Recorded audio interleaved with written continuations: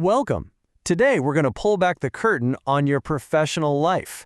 We're going to explore all those invisible systems, the hidden architecture, really, that shapes everything from your job interview to your paycheck and even the arguments you have with your boss. So, let's dive in and decode the hidden architecture of your work together. I mean, seriously, have you ever stopped to think about it? Your job, your team, your whole company? None of it happened by accident. It was designed. From the very beginning, thinkers and managers have been creating these blueprints for how work should function. And understanding that design, well, that's the first step to really navigating your career. So we're going to trace this whole architecture through what I'm calling the employee's journey. We'll start with the original blueprint for work, then see how you got hired. From there, we'll get into the daily human dynamics, conflicts, your legal rights, and finally, we'll zoom out to see the big picture forces shaping absolutely everything. Okay, let's start right at the beginning with Section 1, the blueprint for work. Because you see, to understand your job today, we have to go back and look at the foundational ideas about management that were laid down more than a century ago. It really kicked off in the early 1900s with a guy named Frederick Taylor. He had this idea called scientific management, where he believed there was one best way to do any job. Then you got Fayol, who gave us the basic functions of management we still use, planning, organizing. But then a huge shift happened with Elton Mayo. He realized that social factors and morale, the human element, were incredibly important. And finally, people like Barnard started seeing companies as these complex, cooperative systems. Believe it or not, these ideas are still battling for influence in your office right now. So what this all boils down to is this real tension between two fundamental views of work. On one side, you've got that scientific approach. It's all about efficiency, process, treating the workplace like a perfectly tuned machine.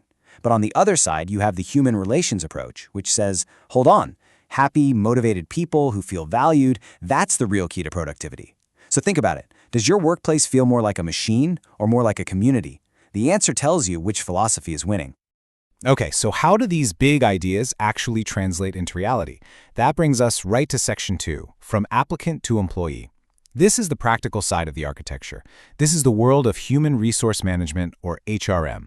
They're the ones who design the very process that got you in the door. And this process, it isn't random. It's a carefully engineered pipeline. From the moment the company plans out what it needs to the moment you're recruited, selected, and brought on board, every single step is designed for predictability and control.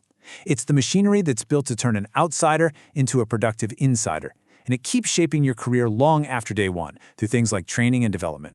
So you're in. Now what happens? That's Section 3, navigating the human workplace. If HRM is the system that gets you hired, then organizational behavior is kind of like the software that runs every single day. And it's all about the people. You see, organizational behavior is basically the science of people at work. It's trying to answer those big questions like, why is one team so creative while another one is totally stuck? What really motivates people to do good work?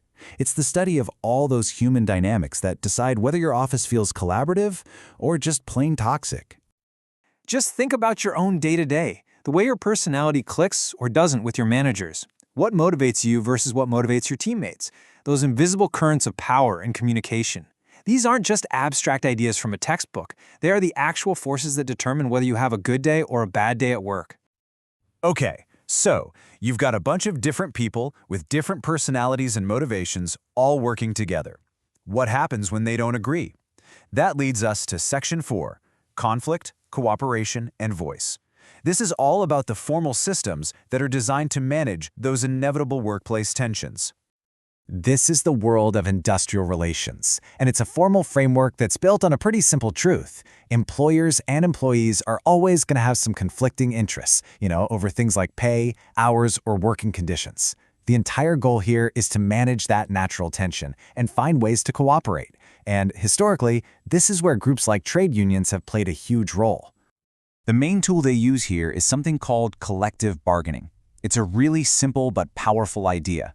Instead of just one person trying to negotiate against a massive company, employees get together and negotiate as a group. This process is the key mechanism that gives a workforce a balanced, unified voice in shaping its own destiny. But beyond negotiations, there's a bedrock of rules that no one can just ignore. Let's look at Section 5, your rights and protections.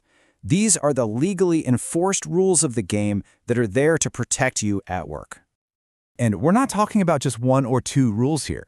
In a country like India, for example, you're looking at more than 10 major foundational labor laws that create a safety net for workers.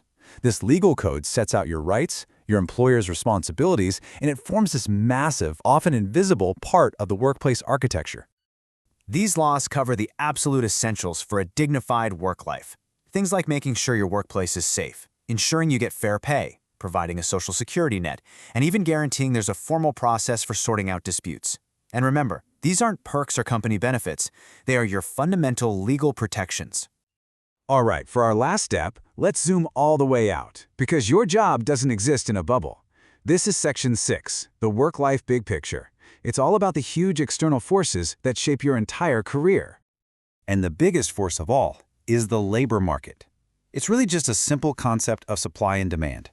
Are there a lot of people out there with your skills, or just a few? Are companies hiring like crazy, or are they laying people off?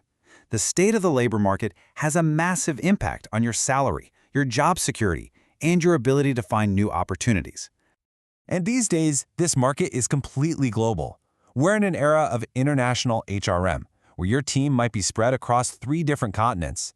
And that means the old rules for communication, for culture, and even for how people get paid are being totally rewritten to manage this diverse, transnational workforce.